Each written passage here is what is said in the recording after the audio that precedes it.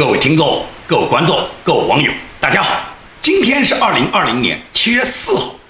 ，7月4号是美国的独立日，也就是美国的国庆节，我们叫July 4。那么今天呢，全美国都在放假，全美国人民呢都在热烈地庆祝他们国家的独立日。这个7月4号美国的独立日和中共他定的那个什么开国大典的什么国庆是不一样的，美国没有那么多国庆。美国这个7月4号，它是为了纪念1776年7月4号在第二届美国大陆议会上通过了独立宣言。根据独立宣言通过的这一天，所以呢，他们确定了这一天作为国家的纪念日。而独立宣言的起草呢，是美国的第3任总统叫杰弗逊。这也就是美国有一个著名的总统山，叫拉什莫尔山。拉什莫尔山上面呢有4大总统的雕像，这4大总统雕像呢，分别是华盛顿、杰弗逊、老罗斯福和林肯。因此来讲，杰弗逊之所以被雕刻到拉什莫尔山，就是因为他杰出的贡献在于他起草了独立宣言。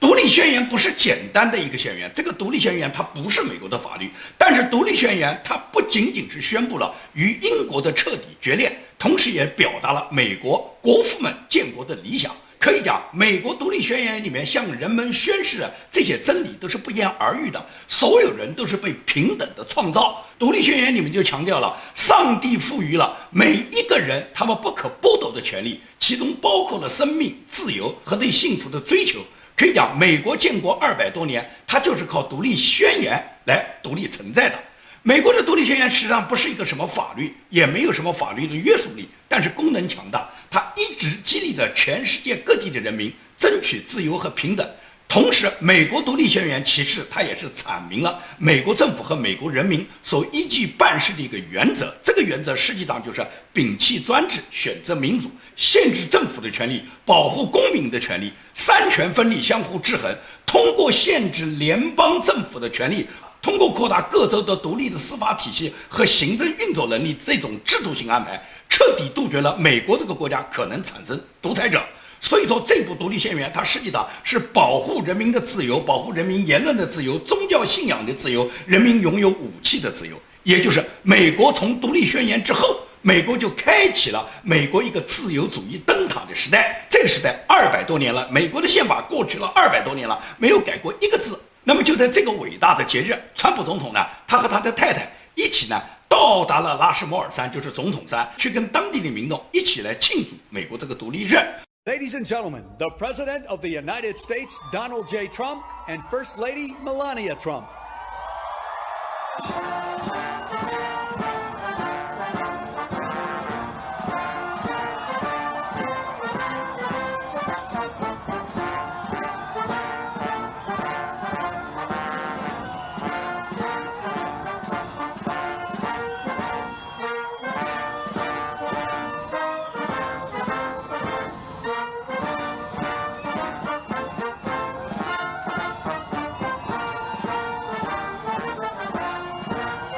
'Please rise for the playing of the national anthem.'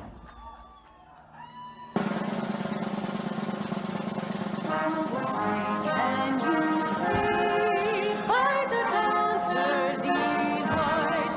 what so proudly we hailed at the twilight's last flicker? 川普总统到达了总统山以后，发表了激情洋溢的演说。他把刻在总统山上的4个总统的业绩一一列举和称赞。他明确提到，最近在美国发生的这种所谓反对种族不平等的示威，已经威胁到了美国的政治制度的根基。川普明确就说，这个里面没有什么误解，这种左翼文化革命的目的，就是为了推翻美国制度的一种革命。川普就说，学校是教我们的孩子憎恨我们自己的国家，而历史上可以讲，美国是教育他们的孩子对国旗宣誓，对国家忠诚。可以讲，川普也好，拜登也好， Nancy Pelosi 也好，他们从小就是在这种教育中长大，是热爱美国的。那时候美国还有战争，现在美国已经完全走入和平年代了。但是现在的左派要求人们去烧毁美国的国旗，在课堂里面散布着憎恨美国的教育，这是川普批评左派他们用这种方式在摧毁美国。川普就说，那些愤怒的暴徒试图推倒我们建国先贤的雕像，破坏我们神圣的纪念物，在我们很多城市里面掀起了一种暴力犯罪。川普明确就指出，必须通过法治来管理，在法律和秩序下来管理美国。所以说，川普就说，现在出现了一种极左的法西斯主义，要求绝对忠诚。如果你不讲他们的语言，不遵守他们的礼仪，不念诵他们的咒语，不遵从他们的训诫，你就会受到审查，遭到放逐，被列上黑名单，遭到破坏和惩罚。Schools, our newsrooms, even our corporate boardrooms, there is a new far-left fascism that demands absolute allegiance. If you do not speak its language, perform its rituals, recite its mantras, and follow its commandments, then you will be censored, banished, blacklisted, persecuted, and punished. It's not going to happen to us. This left-wing cultural revolution is designed to overthrow the American Revolution. They are determined to tear down every statue, symbol, and memory of our national heritage. Our children are taught in school to hate their own country and to believe that the men and women who built it were not heroes, but that were villains. This movement is openly attacking the legacies of every person on Mount Rushmore. They defile the memory of Washington, Jefferson, Lincoln, and Roosevelt. They want to silence us,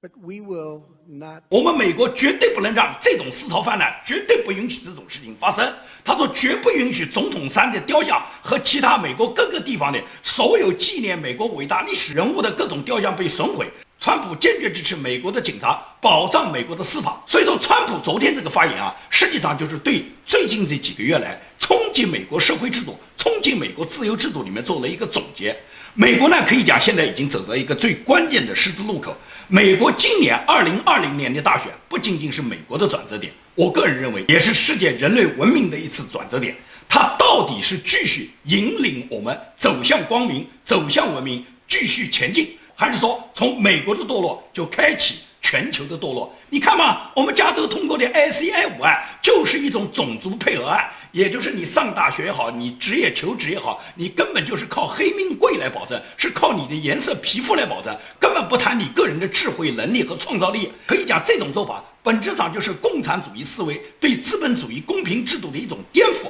是社会底层通过民主制度对人类一直以来的价值观的一个颠覆。可以讲，在这些黑命贵，在这些安提法的共产主义分子，他们的字典上是没有好坏、优劣上下，他们不承认人类智力天赋上的不同，不承认私有制，不承认人类靠智慧和创造能够合法的获取自己财富的合法性。所以说，如果2020年美国的大选真的是给了那些黑命贵，类似于像拜登这种向黑命贵下跪的这些人，让他们担任了美国的领导人，那么很可能美国是带来一个极大的忧虑。这个忧虑也就是拜登这一类的所谓民主党人，他们很可能会废除社会上一切肯定智力优势的措施，社会等级最终就用体力优势来作为衡量标准。所以说，实际上这是对人类历史的一种否定，是一次文明的大倒退。这就跟当年成吉思汗拿着马刀冲进欧亚大陆，血腥征服欧亚大陆文明是一个道理。可以讲，土匪洗劫文明都是用这种方式，也就是根本不考虑每一个人天赋不同的智力、天赋不同的这个创造能力，而是要把人消为平等，而是用他们这种黑人命贵的这种方式去照顾黑人的方式，让黑人和那些智力低下和那些没有创造力或者是不思进取、不愿意通过自己劳动致富的人，让这些人他们平均的占据社会的财富。这就是共产主义杀富济贫的思维嘛，这就是打土豪分田地，然后睡地主小老婆的共产主义的思维嘛。所以说，美国最近发生的这些事都引起了我们深深的思考。你怎么能想到，在打着黑人命贵的口号之后，就有很多白人的女性被强奸，白人的女性被杀害，这种事情都发生在美国，你能够相信吗？如果美国继续这样持续下去，美国就会向南非转化，最终未来的美国就是今天我们所看到的南非。如果美国不能深刻地认识到美国制度现在正在经受着考验，按照白左和共产主义思潮在美国兴风作浪的话，那么要不了世界秩序最终就会被俄国和中共这种威权式的共产主义体制所取代，最终全世界就会变成一个红色思潮泛滥，最终就是习近平搞的的所谓人类命运共同体在全球实现了他们的无产阶级专政，然后全球最终就会全部陷入一个专制的海洋，也就是比纳粹德国、比当年的希特勒对全世界造成的这个危害要大得多。可以讲，整个美国的大选，我呢是叫做越来越看不懂。也就是说，民主党推选出一个这种瞌睡虫，一个迷迷糊糊、老年痴呆症的拜登。我不知道拜登这样的人，他怎么能当选美国的总统？这个人可以讲一天到晚胡思乱想，整个上台发言前言不搭后语，这个只记得跟中共勾兑赚了多少钱能记得住，别的什么都记不住的这种昏聩老朽。尽管美国的什么 CNN 啊、华尔街日报，美国的主流的左派媒体都不断地给他打气，不断地吹捧他，但是拜登就他怎么就代表了得了民主党呢？再说民主党，我真的是看不懂，除了拜登就是那几个年亏老朽的七老八十的什么沃伦啦、桑德斯啦，难道民主党就没有青年才俊吗？很多大学里面杰出的精英，那些教授、那些人才，难道民主党就推荐不出来吗？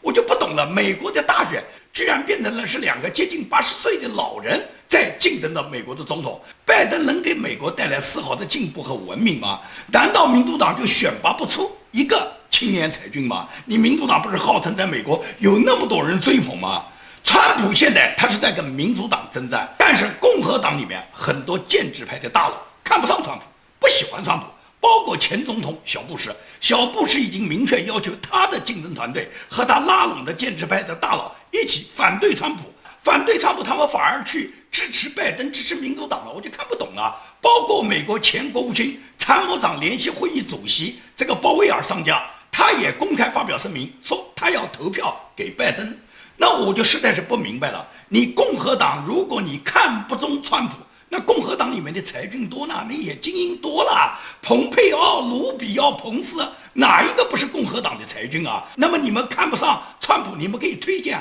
共和党其他的精英啊，为什么要倒向敌人，倒向民主党，倒向他们那一边呢？去支持拜登是什么意思呢？我简直不知道美国的这个两党政治是这么的复杂。放在中共很简单，中共就是说，别说你公开投递了，你秘密投递给中共知道，中共都是枪毙的。所以说，我不知道，难道美国共和党的这些建制派大佬公开的弃自己的阵营不顾，投到敌方的阵营去支持拜登、支持民主党，难道不要受到舆论的谴责吗？这在美国我就是搞不懂了。那为什么共和党你不喜欢川普？共和党又不是川普一个人，共和党里面有的是青年才俊，你们可以另举贤明嘛？为什么你们需要为了打击川普，你们去投靠民主党、投靠拜登呢？我不懂美国这个选举政治，它究竟它要代表着给人们传递一个什么样的文明信号？至于美国的华人议员，你就更是耐人寻味了。整个港版国安法没有一个美国的华人议员他们表达过他们正确的立场，他们去抨击和指责过港版国安法。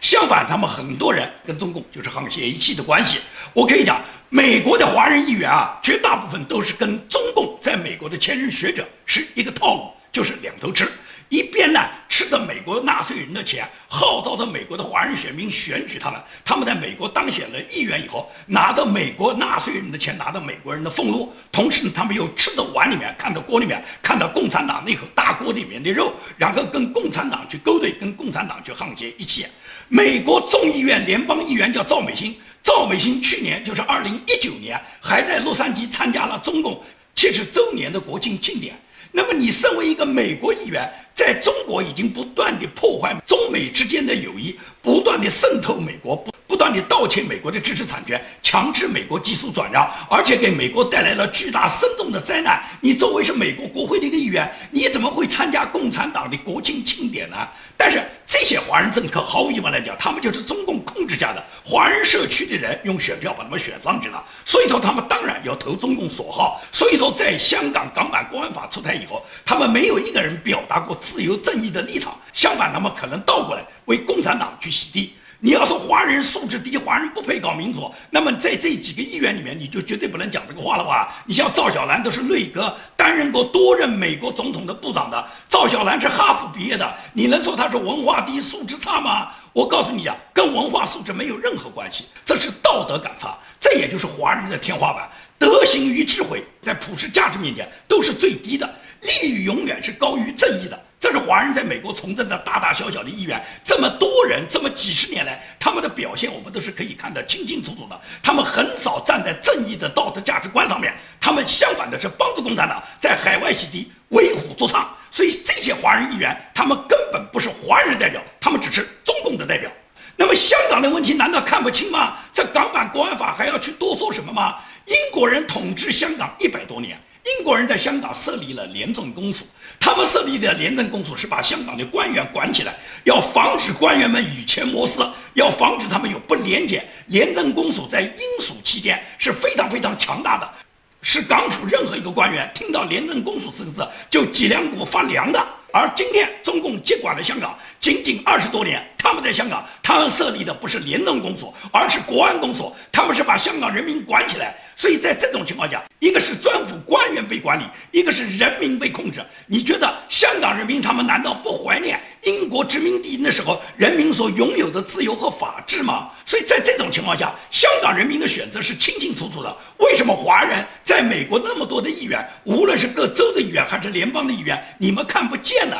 可以讲，整个国安法通过也就3天，一共到现在也就过了这么3到4天，中共已经在国际上闹了几个笑话了。中共首先在7月1号就指责人家印度下架了中国的 APP， 指责人家印度关闭了所有在印度所有的中国社交软件，包括微信啊、抖音啊，印度是全面禁止中国所有的 APP 可以在印度继续使用。所以说，中国就着印度这个行为指责印度违背了 WTO 协议。你看看多好笑，是印度违背了 WTO 协议，中共反而没违反。所以中共呢，他就是当他要讲这个理的时候，他就可以拿出来把他自己这个矛去戳别人的盾，他从来不敢把这个矛来戳他自己的盾。这是指印度。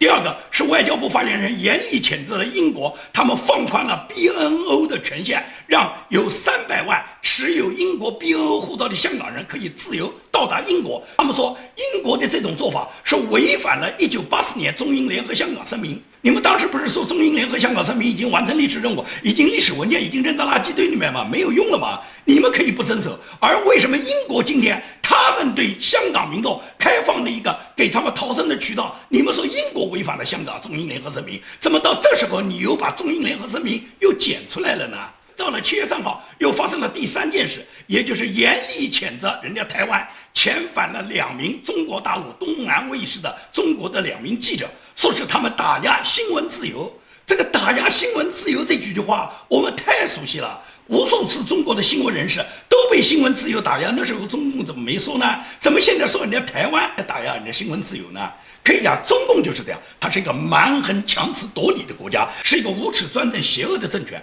港版国安法刚刚通过这么2、3天，他们就自说自话去解释，说是香港他们民众喊的那个口号“光复香港，时代革命”这句口号就是违反国安法，就是港独的意思，谁在喊这个口号就可以抓了。也就是按照他们国安法，他们自说自话的解释，香港民众他们唱的那个歌“愿荣光归香港”，现在也是属于违反国安法；喊的那个5大诉求口号也是违反国安法，光复香港时代革命也是违反国安法。也就是在他们的这个解释下，所有香港人做任何事现在都违反国安法，他们都可以抓，而且马上红色恐怖就对香港进行施压。香港的公共图书馆现在都开始清理下架所有民主派人士的书籍，说他们这些书就是属于违反国安法，就是对国家的一种颠覆，包括黄之锋啊、陈树庄啊等民主人士的书全部在香港下架。也就是说，香港过去拥有的言论自由、他们的出版自由、集会自由，马上有了国安法以后什么都没有了。因此国安法就完全是白色恐怖的一个法律，这个法律在香港继续的推行，那么毫无疑问来讲，香港人他们就最终就跟大陆人民一样，只可以在香港做奴隶。而中共用这个方法就是把人家香港人逼走。你以为香港人是人家不欢迎的人啊？我告诉你讲，全世界都在争抢香港人，香港是不可多得的人才，什么黑人民贵啊？我告诉你啊，港人民贵，香港人才是真正的好的、优秀的人才。全世界所有的国家，尤其是英联邦国家，现在大家都想把这750万香港人抢到自己国家去。可以讲，100多年的英式教育，100多年的英式制度的管理，100多年英式的民主、自由、法治的熏陶，香港人是这个世界上、这个社会、人类社会上素质最高的一批人。那么这批人，他们要文化有文化，要人才有人才，他们要秩序有秩序，要制度有制度，要民族氛围有民族氛围。可以讲，这一批是整个人类历史上，我个人认为是素质最高的这一批人。所以说，美国也好，英国也好，澳大利亚也好，加拿大也好，新西兰也好，日本也好，台湾也好，都愿意接受香港人。正是因为什么？香港人的高素质，而且他们都很富裕，香港没有穷人。在这种情况下，这些人每个国家都要。只有你共产党那么傻，才把这么优秀的一批人才，把他们摁的赶出岛外。赶出岛外的结果，你共产党等着吧。这些人到了岛外，是一定要跟你共产党报仇的，一定要跟你复仇的。你们共产党自己都知道，你们共产党的这些高级官员，其中一个将军徐燕，他在一个讲话里面就说过，香港人都是反共的。香港人主要是3类人，一类是原来英伦制度底下统治的那些人，有传统的反抗共产主义的思维。第2类是当初中共建政的时候，中共杀害了大量的地主资本家，这些被杀害人家里面的子弟和被杀害人家里面家属逃港的这批人，对共产党有刻骨仇恨，因为他们人家的亲人都给你杀掉了嘛。第3批就是大饥荒时候逃港的这些人，这些人是在中国大陆被共产党、被毛泽东的政策逼得活不下去的这些人。这些人逃往香港以后，在香港富裕繁荣以后，他们当然希望要讨回他们当年在家乡的财富，要控诉你共产党。所以说，香港可以讲90%以上的人都是这类人。新疆、西藏就是中国的软肋。另外，香港还有闹港独的雨伞革命啊，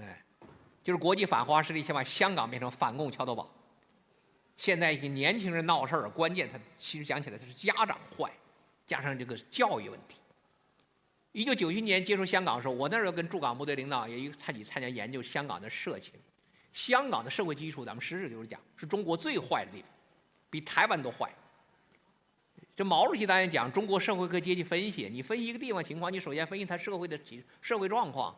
台湾真正反共的人并不多，当地居民80%离共产党无所谓，去的20%很多抓壮丁去的。香港可不一样，香港来讲，1997年咱们接管的时候，当时分析成分，居民成分3个1/3，1/3是香港原住民和他们后代受港英教育，他有点傲气，但是来讲对你大陆还没什么怨恨。1/3是最坏的，1949年、1950年被共产党清算斗争扫地出门跑去的，对你刻骨仇恨很多人。再有1/3，3年困难挨饿，那边偷渡，对你影响好得了。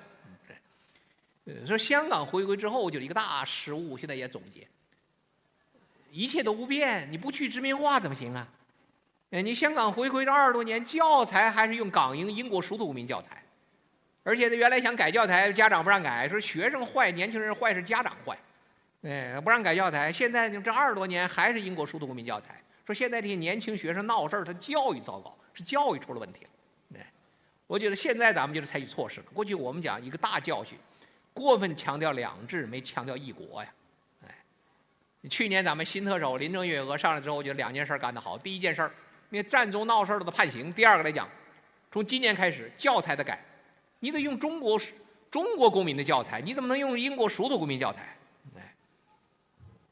但是把这些人教育过来，在座是搞教育都清楚，把这些人教育过来可不是1年2年能办到的事儿，这个教育还是个长期的问题。